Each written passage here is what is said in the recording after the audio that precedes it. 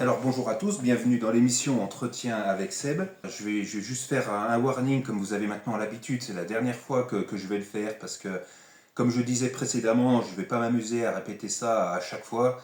Donc en fait, ce sera dans la description de la vidéo et dans la propos de la chaîne pour les prochaines fois. Donc là maintenant, ce que je veux dire simplement, c'est que le but de la chaîne, c'est de vous inviter à partager une expérience, une conviction, pourquoi pas un coup de gueule, enfin, ce genre de choses qui vous semblent en tout cas être utiles à la communauté. Donc évidemment, vous pouvez participer à l'émission, je vous y invite. Vous avez toute la description dans la chaîne, j'ai mon adresse, il y a l'adresse email de l'association, vous pouvez me contacter via ce canal ou bien en privé. Donc vous avez la possibilité d'avoir le visage flouté, le prénom changé, votre voix modifiée ou rien de tout ça, ça dépend, c'est vous qui voyez. L'essentiel, c'est que vous pouvez vous exprimer en totale sécurité et surtout en bienveillance. Donc moi, je suis quelqu'un qui va être vraiment à l'écoute. Et d'ailleurs, les propos de mes invités ne sont pas nécessairement les miens. Et mon silence ne vaut pas acceptation. Donc, ceci étant, je précise justement que l'invité du jour est une militante politique dans un parti, disons, atypique, on va dire plutôt à droite, et que pour des raisons de sécurité, elle m'a demandé d'avoir son visage flouté et son prénom modifié. Donc, vous voyez, tout est possible. Donc ça, on va y revenir, elle aura le temps d'y développer. En parlant de mon invité justement, donc on appellera Corinne parce que ça lui va très bien. Merci. Bonjour à tous. Bienvenue Corinne. Donc en fait les premières questions, ça va être relativement simple. Ça c'est même pas une question, c'est est-ce que tu peux te présenter et de quel parti tu es membre. Je tiens d'ailleurs à préciser une chose parce que j'avais oublié, c'est que je tiens pas du tout à faire d'émissions politiques.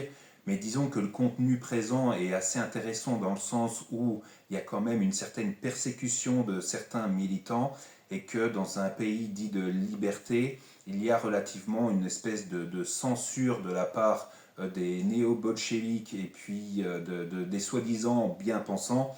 Et je trouvais que c'était assez intéressant. Donc on va dire que mon invité est plutôt à droite, voire très à droite. Je ne voulais pas faire d'émission politique, mais c'est parti en fait du fait que j'avais un ami qui était plutôt à gauche qui voulait prendre la parole sur des éléments qui étaient très intéressants et il s'est désisté. Donc moi, entre-temps, j'avais contacté Corinne et je n'allais pas lui dire de ne pas venir. Donc la candidature est ouverte pour tout le monde de manière générale et si vous êtes à gauche pour faire le pendant, vous êtes relativement invité. Vous allez nous expliquer comme quoi c'est fun d'avoir les frontières ouvertes, qu'il faut désarmer la police et que le multiculturalisme c'est cool. Voilà, donc cette grande intro, je suis désolé, je t'ai un petit peu coupé. Donc en gros, la première question c'est, chère Corinne, est-ce que tu peux te présenter? Oui, bien sûr. Alors, je me présente, je suis Corinne, j'ai 34 ans, je vis dans le Rhône. J'ai rejoint le parti d'Éric Zemmour, donc Reconquête, en 2021, dès sa création. Et puis, j'ai continué à militer ensuite pour ce parti, pour le présidentiel, pour les européennes et les législatives. Je me suis présentée également 2 fois aux élections législatives de 2022 et 2024, où je me suis présentée sous l'étiquette de Reconquête. Et puis aujourd'hui, je continue toujours à militer pour Reconquête sur les réseaux sociaux et en attendant les prochaines campagnes présidentielles ou municipales. Ok, ok, très bien. Euh, qu'est-ce que ça t'a apporté d'être militante dans ce mouvement? Parce que moi j'ai pu suivre un petit peu comme ça à la télé, comme quoi les scores à la présidentielle n'étaient pas spécialement bons, on va dire ça, mais peut-être que tu vas démentir. Il y a eu des trahisons au sein du parti. Donc au niveau militantisme, au niveau vraiment de la base, quoi, militant de terrain en fait finalement, comment est-ce que tu as pu vivre ces événements? Alors, j'avais auparavant jamais milité pour aucun parti. Je n'étais jamais encartée dans aucun autre parti jusqu'à Reconquête. Et le militantisme a été une grande découverte pour moi et j'ai trouvé ça très intéressant puisque nous sommes tous retrouvés à défendre des valeurs françaises qui étaient communes pour beaucoup de monde. Et pour moi, ça a été un engagement fort et très important. Le militantisme est, on va dire, est un milieu très, très compliqué parfois. On prend des coups, mais ça en vaut la peine.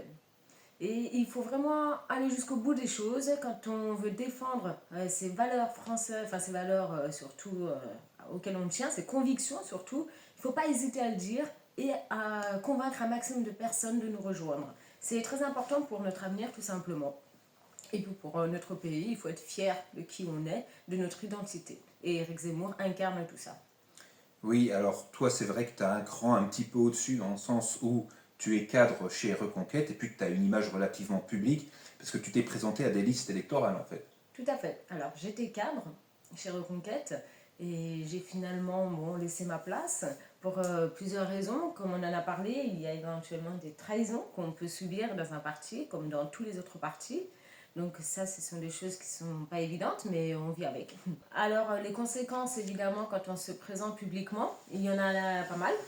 Tout d'abord, on est affiché partout, donc sur les panneaux électoraux, et dans toutes les communes où on vit.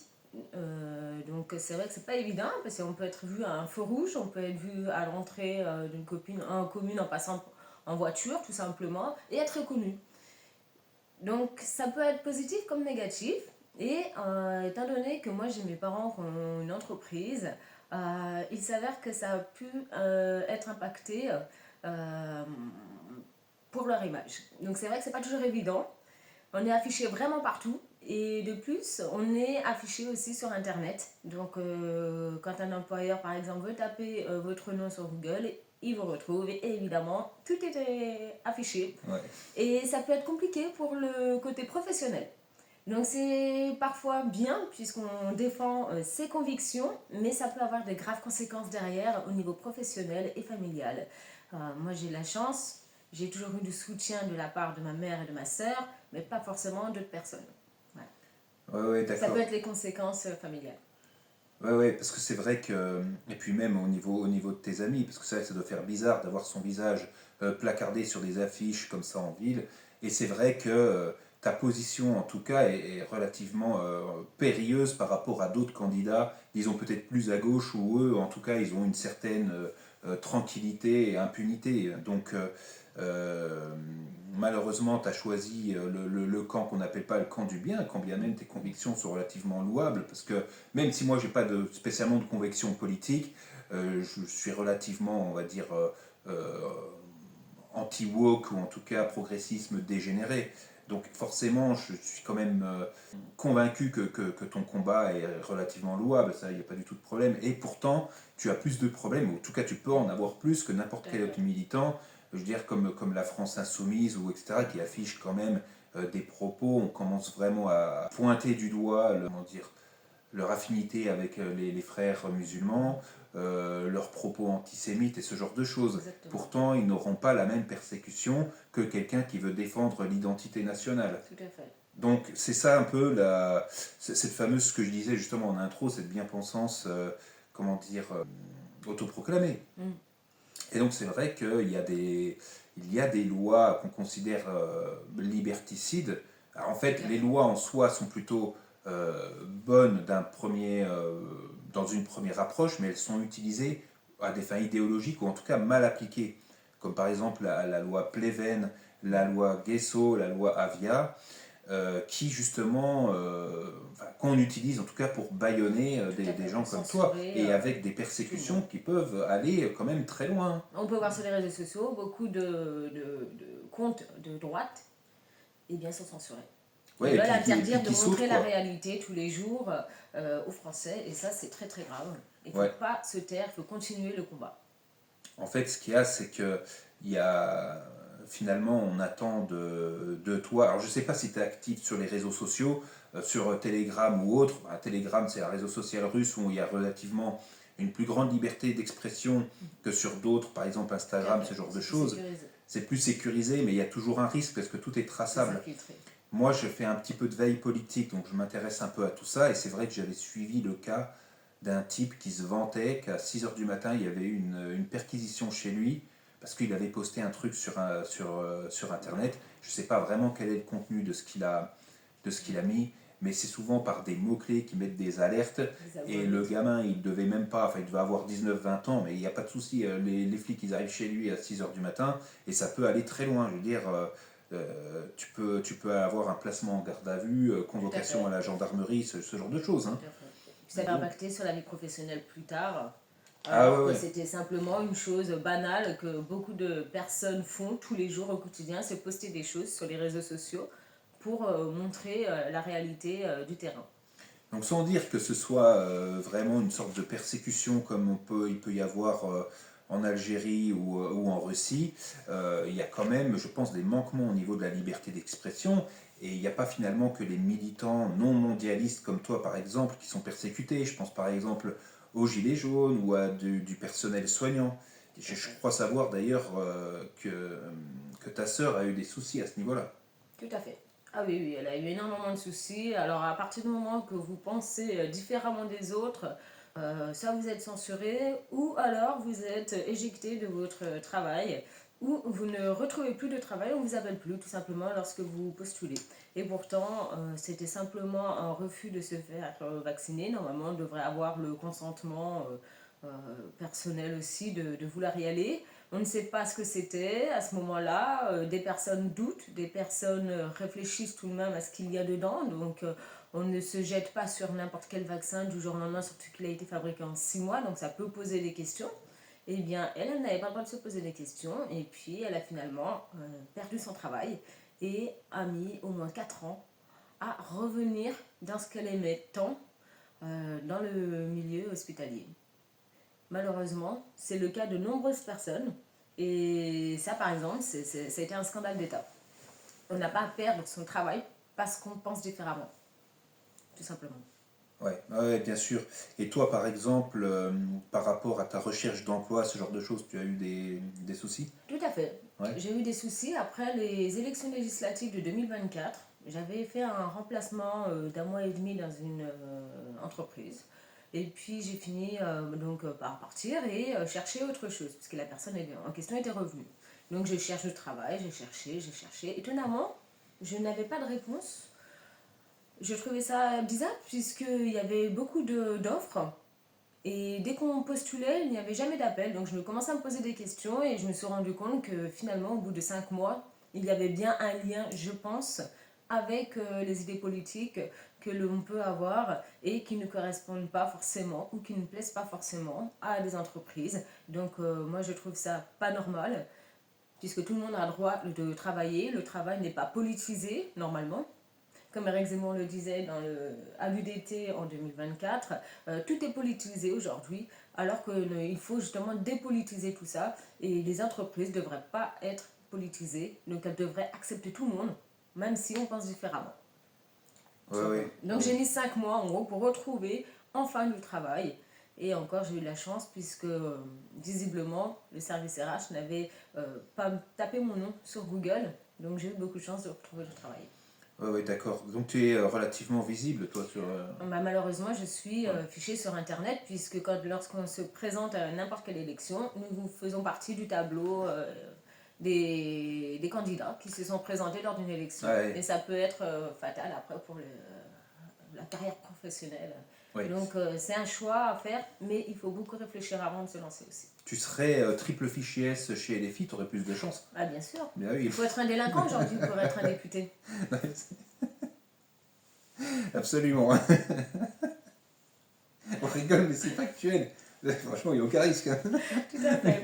Aujourd'hui, il ne faut surtout pas être conservateur, libéral ou Non. bien éduqué, Voilà. respectueux. Non, surtout pas. Il faut être violent, agressif, voilà, triple fichier S, puisque le député Raphaël Arnaud, lui, est député sans problème chez LFI. Il est ni bâillonné, ni censuré, Il y a et pas de souci. il n'a aucun problème. Il continue avec son gang, la jeune garde, à tabasser les jeunes. En toute impunité. Voilà, donc ça c'est le conseil du jour si jamais vous voulez progresser en politique. Faites surtout pas comme reniez vos convictions profondes. Tout à fait. Ça sera déjà un bon début. C'est exactement ça. Faites l'inverse. Alors du coup ça me fait penser à d'autres questions. C'est que j'imagine que toi-même tu as donc effectivement tu as eu des soucis, mais ça doit être le cas aussi de tes camarades de combat qui se sont trouvés dans quasi la même situation, j'imagine. Donc la première question, c'est que finalement, quel est ton rapport vis-à-vis de tes camarades de chez Reconquête? Est-ce que tu les vois encore, quand bien même tu as, je crois, démissionné de ton poste de cadre? Et la deuxième question, finalement, c'est quoi d'être une femme dans un milieu dit conservateur? Alors, pour répondre à la première, j'ai effectivement démissionné de mes fonctions en février 2025, pour plusieurs raisons. Ensuite, je ne revois pas spécialement tous mes collègues. J'en revois deux, trois de temps en temps. Mais je discute aussi par Instagram, c'est là où on se tient au courant, puisqu'on est nombreux dans la France à avoir des militants de chez Reconquête et on aime beaucoup échanger. Et sinon, non, je ne vois pas spécialement. J'ai pris un peu de recul par rapport à ça, le temps de me, on va dire, reconstruire, Ouais. professionnellement parlant surtout. Et puis sinon, mais je n'hésiterai pas à y retourner si jamais ils ont besoin de moi aux élections législatives ou s'ils ont besoin pour le militantisme, aucun problème pour ça, j'irai avec grand plaisir. Ensuite, c'était par rapport à la deuxième question, si c'est pas difficile dans un milieu conservateur. Ouais, c'est une question un peu récréative, hein. Non, franchement, chez Reconquête, l'avantage c'est qu'on a tous des convictions. Donc on se comprend tous. Donc évidemment, je n'ai rarement eu de problèmes. Là où j'ai eu des problèmes, évidemment, c'est sur le terrain. Une fois, j'ai été collée avec mon collègue Reconquête. Et on a été dans un petit village, pourtant très peu peuplé. Et en collant, on s'est fait entourer de 10 personnes. Alors pour faire simple, c'était des racailles. Hein. Parce que à part des insultes, on ne comprenait rien à ce qu'ils disaient. Hein. Il n'y avait pas un mot, un sujet, verbe, complément, c'était que des insultes. Hein, parce qu'on avait posté une affiche d'Éric Zemmour. Donc j'ai discuté avec le plus intelligent du groupe. Il faut faire des rapports de force, hein, malheureusement, il faut en arriver là. Et finalement, en discutant, ils se sont rendus compte que ce qu'ils disaient était un peu exagéré. Et bon, tout ça pour conclure, au final, qu'ils n'ont même pas arraché mon affiche et sont partis. Ah en ouais insultant, certes, mais ils sont partis et Ah, ils ne m'ont donc, même pas arraché ok. mon affiche. Donc j'étais très contente. Le message est quand même un peu passé finalement. Ouais, je crois, ouais. Et ils sont quand même restés sages. Hein. 10 personnes contre 2, c'était quand même une chance sur deux de finir tabassé. Ils ont peut-être voté pour toi. Ça se trouve. Je leur ai dit quand même que je me présentais, parce que éventuellement, il faut faire passer le message à tous. Hein. Tout le monde est convié. Hein. Mais c'était une affiche où t'étais dessus ou pas? Oui, Ok, d'accord, bah ils ont dû voter pour toi. évidemment. On peut pas mentir, parce que puisque j'étais sur le terrain, on voyait ma tête, évidemment, j'étais obligée d'assumer et dire votez pour moi. Ouais. Mais ils ont été très sympas, mais le problème, c'est que c'est des personnes, des jeunes qui sont endoctrinés par le mouvement LFI, par les médias, et ils réfléchissent plus aux vraies valeurs, à la réalité du terrain, aux vraies pensées, au vrai quotidien de ce que vivent les Français, parce que c'est ce qu'ils vivent eux-mêmes, et ils ne se rendent même pas compte. Oui, ben après, tu vois, je sais pas si je serais aussi catégorique que ça, parce que c'est vrai qu'il y a tout qui fait dans l'éducation, à la télé, dans ce qu'on peut voir sur les réseaux sociaux, enfin YouTube, Instagram, TikTok, j'imagine, sur Netflix, sur tout ça. C'est très orienté mondialisme, gauchisme, etc., multiculturalisme. Donc finalement, ouais, ok, il y a cette histoire justement de peut-être de ne pas réfléchir ou pas assez, mais on ne peut pas vraiment blâmer l'entièreté de la population finalement qui est matrixée, Oui, bien en sûr. fait conditionnée et endoctrinée en fait. Donc quand tu n'as pas d'autre support, toi tu vas te retrouver à militer sur les réseaux, ouais ok, puis 2 secondes, bah, ton poste il va se sauter. Tout à fait. Et là où ils ne réfléchissent pas, c'est ça, c'est parce qu'ils sont matrixés par les réseaux sociaux. Donc ils ne prennent plus de recul. Ils croient tout de suite à ce qui est diffusé. Donc il faut prendre un peu de recul. Il ne faut pas croire tout ce qui se dit sur les réseaux sociaux. Moi, c'est ce que j'ai fait. J'ai quand même pris du temps pour regarder ailleurs s'il y avait d'autres sources pour vraiment comprendre le sujet qui peut-être ne me convenait pas au début. Puis finalement, j'ai changé d'avis. Mais ces personnes-là, ces jeunes, sont malheureusement que sur les réseaux sociaux. Donc, comme tu dis, c'est très mondialisé. Il y a des sujets forcément beaucoup plébiscités par la gauche et très peu par la droite puisqu'on est censuré. Donc on ne nous entend plus et on n'entend que la gauche parler. Donc c'est vrai que ça aide pas non plus. En fait, la censure, le bannissement, tout ça, finalement ce sont des symptômes d'une certaine judiciarisation de la pensée où justement, comme je le disais, il suffit que vous fassiez un dérapage qui ne va pas dans le sens qui n'est La pas bien-pensance. vraiment dans le courant, dans la bien-pensance. Vous êtes très vite catalogué auprès de la DGSI et, comme je disais tout à l'heure, C'est vrai. potentiellement vous amenez à une perquisition. Même si vous utilisez un VPN, je veux dire, tout peut être traçable. Faites quand même attention, même sur Telegram, qui est un réseau russe, malgré ça, vous êtes quand même sur le coup de la loi. Faites très attention à ce que vous publiez sur les réseaux Moi aussi. sociaux, parce que vous pouvez être relativement être dans le viseur de la DGSI. Hein. Et, et effectivement, il y a certains politiques, certains partis, justement, je crois que celui d'Éric Zemmour, donc Reconquête le tien, qui vise justement à faire sauter ces lois dites liberticides qui sont utilisées à des fins idéologiques. Donc je disais Pleven, Guesso et Avia, mais si vous ne savez pas ce que c'est, la loi Pleven, c'est la lutte contre le racisme et les discriminations. Ce qui est plutôt bien, ça, c'est sûr. La loi Guesso, c'est pareil, c'est la loi contre le négationnisme et l'antisémitisme. Et la loi Avia, c'est la lutte contre le contenu haineux et en ligne. Donc, sur le papier, c'est très bien, sauf que c'est utilisé à des fins idéologiques, je crois. Et Tout à donc, fait. même si des réseaux sociaux comme Twitter, enfin X maintenant, il y a une liberté d'expression relativement plus développée depuis le rachat Elon Musk, je répète, vous êtes soumis à la loi française malgré tout. Quoi. Donc ça, c'était la petite parenthèse. D'ailleurs, je voulais rajouter quelque chose, c'est plus récemment, je lis mes notes, mais la ministre de l'Égalité homme-femme, Aurore Berger, euh, avait créé un regroupement d'associations en vue de lutter contre les contenus haineux en ligne et avait sollicité l'ARCOM à ce sujet. Et c'est ça en fait qui est assez inquiétant, c'est que finalement l'ARCOM est censé être indépendant et pas être orienté politiquement. Or, on voit que dans ce groupement d'associations, euh, il y a le planning familial et Oser le féminisme, qui sont des associations euh, qui est relativement haineuse vis-à-vis des hommes, relativement médiocre. Et donc on se demande en quoi ces associations-là sont bien placées pour mener à bien la mission qui leur sont confiées.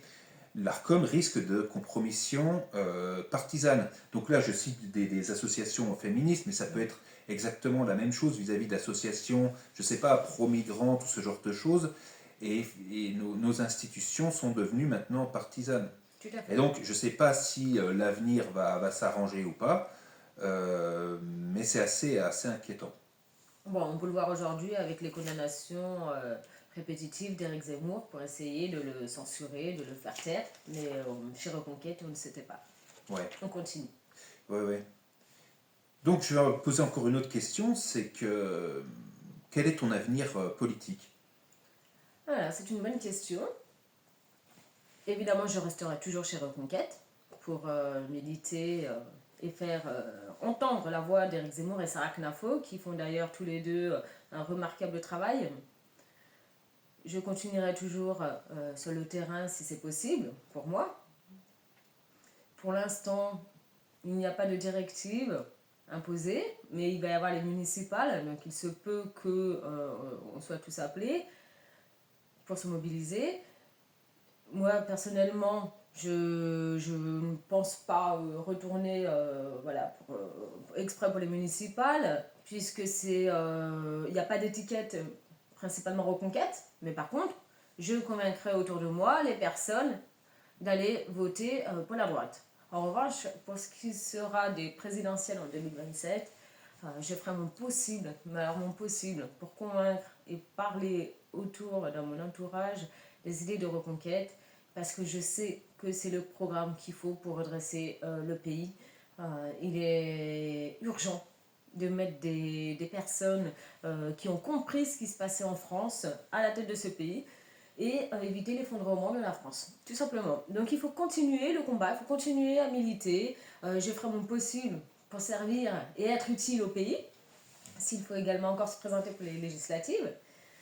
Ils savent qui je suis, ils savent où me trouver, donc évidemment ils auront juste à m'appeler. Mais sinon, mon combat est toujours le même. Ce sera sur les réseaux sociaux, je continuerai à publier tout ce qui révèle de la réalité, de l'inégalité, tout cet acharnement contre Éric Zemmour parce qu'il dit la vérité. Donc je n'hésiterai pas, moi, à publier, à continuer. Peut-être un jour, je serai censurée. Peut-être. Ouais. Mais pour l'instant, je ne suis pas, donc je continue. Bon, en tout cas, si tu es censuré, c'est plutôt positif, Tout à selon fait. toi. Pour Si t'es moi, c'est que dans... positif. Ouais, Ça ouais. veut dire que la réalité, tout ce que je dis dérange, alors que c'est la réalité du terrain Bon, bah alors, et on des te souhaite Français. d'être censuré le plus rapidement possible. Mais je me battrai pour revenir, hein. De toute façon, il y a d'autres Ah canaux ouais, pour revenir, oui, hein. j'imagine. Comme tout le monde, je vais créer un nouveau compte. Ouais, Et ouais, voilà, ouais. ce sera le compte de secours, comme on dit. Et il faut continuer à publier. Parce que si on arrête, le problème, c'est qu'on n'est plus entendu. Et il faut être entendu aujourd'hui. C'est très important pour l'avenir de tous, de la France et de nos enfants. Bien, bien, bien. Bon, c'est vrai que ce que j'avais pas dit, en tout cas en intro, c'est que c'est vrai que nous, en fait, comment on s'est connus, c'est que c'était, je sais pas, il y a peut-être 1 ou 2 ans, je sais pas, 1 an et demi, un truc comme ça, j'avais réagi à une de tes publications parce que Sur c'est vrai Instagram. que sur Instagram, et c'est vrai que euh, on a été rentré en contact comme ça parce que je ne sais plus ce que tu avais posté, mais j'avais été plus ou moins d'accord. Alors c'est vrai que comme je le disais, moi j'ai pas d'étiquette politique, mais en tout cas je peux me retrouver, en tout cas volontiers, avec n'importe Sur quel un sujet. militant de bon sens, typiquement anti-progressiste dégénéré comme je le disais, et il y a finalement peut-être une certaine convergence des luttes qui peut se trouver, et on peut trouver des militants à droite, à gauche, etc. Donc ça, il n'y a pas de souci. Donc c'est comme ça en fait qu'on a fait connaissance et c'est vrai que ce que j'ai pu remarquer de toi, c'est que tu es quelqu'un de très déterminé, que tu as la tête très dure, donc ça je pense qu'il n'y a pas de souci, tu reviendras à un moment donné, je En crois que tu ne vas force. pas lâcher l'affaire. Non, non, Et je ne donc, lâcherai pas. ce qui m'amène finalement à penser un peu, à te poser une petite question comme ça, un peu sympa et créative, c'est comment est-ce que tu te décrirais ton engagement en 3 mots? En 3 mots, alors mon engagement, c'est surtout pour des convictions, surtout pour notre avenir et pour surtout encore continuer à faire vivre les valeurs françaises. C'est très important. On a un très beau pays Mhm. avec des très belles valeurs, donc il faut continuer à faire exister nos traditions, notre culture, notre héritage et ne pas le laisser sombrer dans les mains des mondialistes qui Ouais. veulent tout détruire, tout ce qui est beau. Aujourd'hui, ils ne mettent que du lait partout. Et ça, il faut stopper, il faut continuer à se battre à chaque fois qu'ils enlèvent une croix, par exemple. Et il faut aller sur le terrain et militer contre ça et en rajouter jusqu'à ce qu'ils cèdent. Il ne faut pas céder aux mondialistes. Mhm. Ouais, ouais, c'est pas spécialement gagné en fait, hein. Mais C'est très dur le il y a combat. des petites avancées quand même, en tout cas à droite, parce que, sauf erreur, malgré que ce soit difficile, je sais pas du tout ce que ça va donner, en tout cas la présidentielle. Il y en a qui disent que ce sera Édouard Philippe le président, mais je n'y accorde aucun crédit. Ah bon? C'est pas sympa. Je t'ai insulté?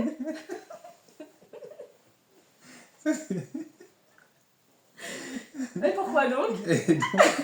Mais il y a quand même des petites victoires dans la défaite. Typiquement, la popularisation, en tout cas la vulgarisation de certains termes, comme par exemple francocide ou grand remplacement, où c'est vrai que maintenant on peut en parler de manière très décomplexée, Oh ce oui, qu'il n'y sans avait pas problème. s'il n'y avait pas eu le travail de Zemmour pendant la présidentielle. Il faut savoir que Zemmour, il a mis sur la table énormément de sujets, tels que le grand remplacement, les francocides, il y a plein d'autres choses aussi, le djihad du quotidien. Tout ça, c'est grâce à Éric Zemmour qu'aujourd'hui on en parle, on ne peut pas le nier, c'est indéniable, c'est devant nous, ça a été dit, ça a été fait, il a pris tous les coups pour tous les autres partis, alors que certains sont là depuis 40 ans et n'ont fait aucun changement, ne contribuent à aucun changement. Au contraire, justement, et justement se soumettent à la Macronie, encore pire. Donc, tout ça, je ne sais pas dans quel intérêt, certainement un intérêt personnel et boutiquier, mais chez Eric Zemmour, nous on défend d'abord les convictions de la France et la France en elle-même, plutôt que la boutique. Ouais, ouais, La d'accord. preuve, on revient de loin. Ouais, ouais. Bah, c'est vrai que le militantisme aussi, on peut dire que c'est presque, je dis pas du caritatif ou de l'humanitaire, j'en sais rien, mais c'est vrai qu'en fait, il y a quand même chez Reconquête l'association Parents Vigilants qui vise aussi la protection des Tout enfants. à fait. Parce que moi, bon, Heureusement moi qu'ils sont typiquement, là. mes enfants, moi, c'est pas un souci, moi je peux en parler librement, sans aucune idée partisane, mais c'est vrai que moi, quand je dois quand je dois inscrire mes enfants à l'école, on demande soit un menu vegan, comme si, ou enfin végétarien, comme si les gosses ils étaient végétariens, enfin bon bref, ça c'est le Ils délire ne des savent parents, pas ce que soit c'est. un, un menu avec tout, soit un menu sans porc en fait. Et là, c'est là que ça commence à être très très très grave. Et je ne Parce sais même qu'ils pas si c'est imposent. légal au Voilà. vu de la laïcité. Je suis Non, pas c'est sûr. pas Hein. légal. C'est illégal de faire ça. Normalement, on doit respecter la République, elle est laïque. On doit respecter la discrétion de la religion. On n'a pas à imposer les lois islamiques à la cantine. C'est tout. C'est comme ça. Ouais. C'est un menu pour tout le monde. Ou dans ce cas-là, les parents qui sont de religion musulmane, ils emmènent un goûter ou un déjeuner pour leurs enfants. Mais ils n'ont pas à faire subir ça aux autres enfants. On est en France, la France est chrétienne, la République est laïque, mais par contre, on doit respecter le déjeuner de tout le monde et pas imposer les lois islamiques à la cantine, tout simplement. Comme le dit ça, d'ailleurs le triste sire Nicolas Sarkozy, il dit si le petit il aura une double ration de frites à la place. L'enfant sera content. Voilà. Et sinon, est-ce que tu as, mis à part la politique, d'autres combats? Oui, j'ai d'autres combats. Il y a un combat qu'on parle un peu moins. C'est le combat contre la maltraitance des animaux. Ça, c'est un combat qui me porte à cœur depuis des années. Seulement, c'est très difficile de faire entendre nos idées.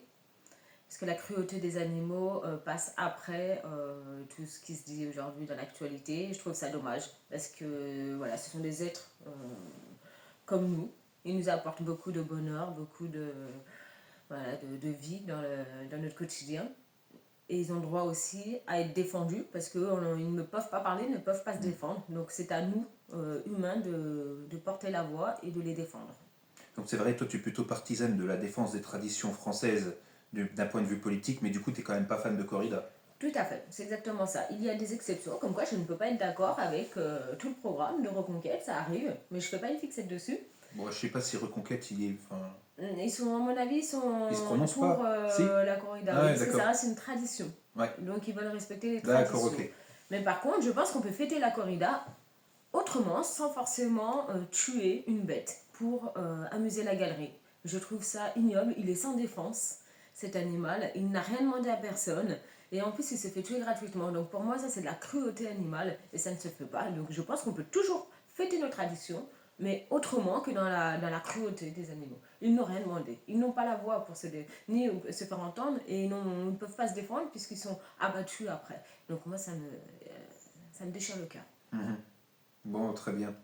Ok, écoute, je crois qu'on a fait le tour. Je sais pas si tu veux rajouter quelque chose. Je pourrais rajouter 2-3 mots. Ouais. J'encourage tous les jeunes à se lever et à se battre pour leur pays, qu'il ne faut pas hésiter à dire ce que l'on pense. C'est comme ça qu'on avance, que les petites choses avancent. Comme disait Philippe de Villiers, c'est en faisant des petites choses qu'on fait des grandes choses. Moi, j'encourage tous les jeunes à se lever et surtout à militer et à rejoindre Reconquête et évidemment voter pour Reconquête. Voilà. Alors, Pour que la France reste la France. Donc voilà, écoute, je te remercie pour ton témoignage. J'espère que ça a pu en tout cas éclairer certains qui veulent se lancer. Évidemment, c'est pas sans risque, comme vous l'avez compris.